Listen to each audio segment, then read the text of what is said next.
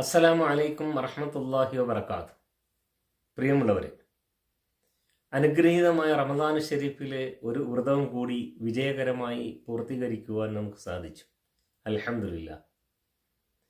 റമദാൻ മാസം ഇത്രമാത്രം അനുഗ്രഹീതമായി മാറാനുണ്ടായ കാരണമായി സൂചിപ്പിക്കപ്പെടുന്നത് വിശുദ്ധ ഖുർആനിൻ്റെ അവതരണ ആരംഭം കുറിച്ചു എന്നതുകൊണ്ട് തന്നെയാണ്.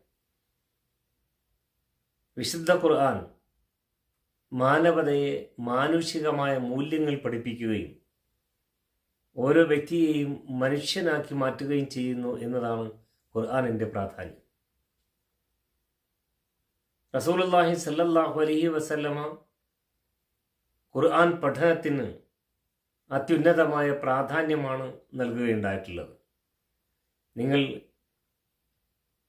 അവലോകനം ചെയ്തും ചിന്തയോടെയും എല്ലാം ഖുർആൻ വായിക്കുകയും പഠിക്കുകയും ചെയ്യേണ്ടതുണ്ട്. എന്നാൽ ഖുർആനിൻ്റെ കേവലമായ പാരായണം പോലും പ്രതിഫലാർഹമായ കാര്യമാണ്.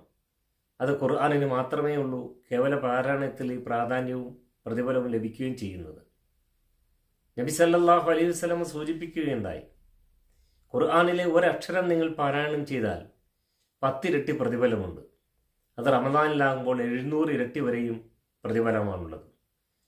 ഖുർആൻ അവതരണം ആരംഭിച്ച ദിനത്തെ സംബന്ധിച്ച് സൂചിപ്പിക്കുമ്പോൾ ഒരു പുരുഷായുസ് മുഴുവനും ഒരു പ്രവൃത്തി ചെയ്ത അത്രയും പ്രതിഫലം ലഭ്യമാകും എന്നും സൂചിപ്പിക്കപ്പെട്ടിട്ടുണ്ട്. അപ്പോൾ സാധാരണമായ വായനക്ക് പോലും മഹത്തായ പ്രതിഫലം നിശ്ചയിക്കപ്പെട്ടിട്ടുള്ളത് ഖുർആനിന് മാത്രമാണ്. ആയതിനാൽ ഖുർആൻ പഠിക്കണം, ഖുർആൻ വായിക്കണം. ഖുർആനിൻ്റെ വിഷയമെന്ത് എന്നൊരാൾ ചോദിച്ചാൽ അതിൻ്റെ ഒറ്റവാക്കിൽ പറയാനുള്ള മറുപടി മനുഷ്യൻ എന്നത് തന്നെയാണ്. അപ്പോൾ ഈ അനുഗ്രഹീതമായ മാസത്തിൽ ധാരാളമായി ഖുർആൻ വായിക്കാനും പഠിക്കാനും നാം അവസരം കണ്ടെത്തേണ്ടതുണ്ട്. നബി സല്ലല്ലാഹു അലൈഹി വസല്ലമ തൻ്റെ ജീവിതകാലത്തിൽ റമദാനിൽ ഒരു പ്രാവശ്യമെങ്കിലും ഖുർആൻ പാരായണം ചെയ്ത് തീർക്കുമായിരുന്നു. എന്നാൽ നബിയുടെ അവസാന കാലഘട്ടം എത്തുമ്പോഴത്തേക്കും അത് 2 വട്ടമായി നബി പാരായണം ചെയ്യാറുണ്ടായിരുന്നു. അപ്പോൾ ഈ ഹദീസിൻ്റെ അടിസ്ഥാനത്തിൽ 2 പ്രാവശ്യമെങ്കിലും ഖുർആൻ വായിക്കാൻ നമ്മളെ പ്രേരിപ്പിക്കുന്നുണ്ട്. ആയതിനാൽ നാം ഖുർആനിൻ്റെ പാരായണവും പഠനവും വിശാലമാക്കേണ്ടതുണ്ട്. കാരണം ഖുർആൻ നമ്മുടെ ഇമാമാണ്. നാളെ മഹ്ശറ നാളിൽ നമുക്ക് ശഫാഅത്തിന് വേണ്ടി ഖുർആൻ എത്തിച്ചേരുകയും ചെയ്യും.